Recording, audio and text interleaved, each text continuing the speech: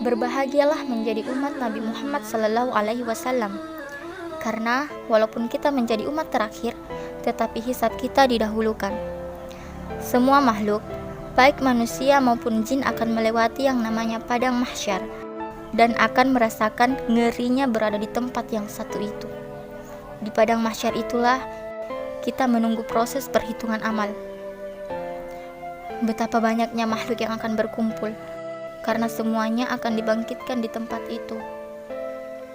Yang paling mengenaskan saat itu, setiap jiwa akan dihisap, dimintai pertanggungjawabannya satu persatu. Bahkan di dalam hadis disebutkan, tidak akan bergeser langkah kaki seseorang hingga ia ditanya hartanya, dari mana diperoleh dan kemana dibelanjakan. Hadis riwayat Bukhari. Sudah tentu mereka yang hartanya banyak, hisapnya juga akan lama. Belum lagi semua amal perbuatannya yang lain, sebagaimana disebutkan dalam buku Neuroscience di dalam Al-Quran. Otak kita ibarat pita kosong. Apabila ia diisi peristiwa penting, akan tergurat di dalamnya pita kaset yang kosong itu, hingga makin lama guratannya makin banyak dan kerap.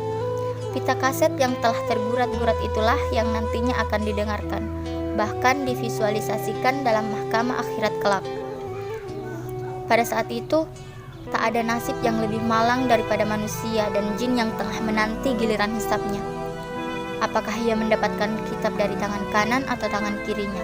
Apakah timbangan kebaikannya lebih berat dari kejahatannya, atau justru malah sebaliknya? Pada hari itu, semua makhluk dari golongan manusia dan jin berharap-harap cemas bila mana ia mendapatkan kecelakaan yang berakibat pada seburuk-buruknya tempat kembali. Pada saat itu banyak beban yang dipikul pundak manusia. Matahari didekatkan sejarak 1 mil, sehingga manusia tersiksa dalam keringatnya sendiri. Ada yang keringatnya sampai di mata kakinya, ada yang keringatnya sampai di lututnya, ada yang sampai di pinggangnya, bahkan ada pula keringatnya yang menenggelamkan tubuhnya sendiri.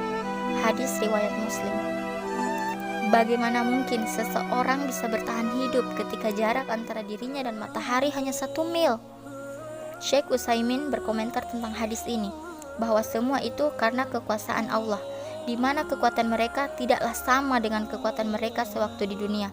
Seandainya sekarang ini manusia berdiri dalam kurun waktu 50 hari tanpa makan dan minum, mereka bisa mati.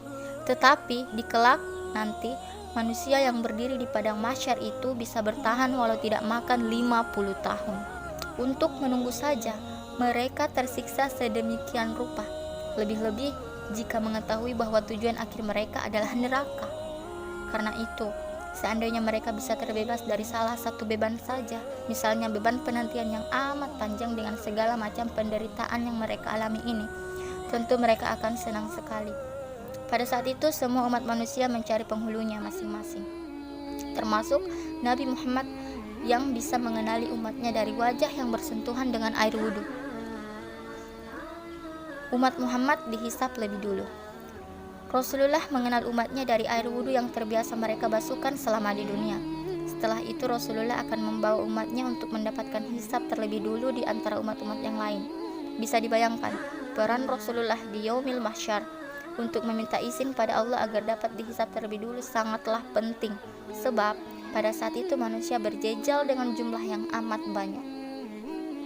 Maka berbahagialah menjadi umat Muhammad SAW, karena kita sebagai umat Nabi Muhammad SAW akan mendapatkan hisap terlebih dahulu di antara umat-umat yang lain.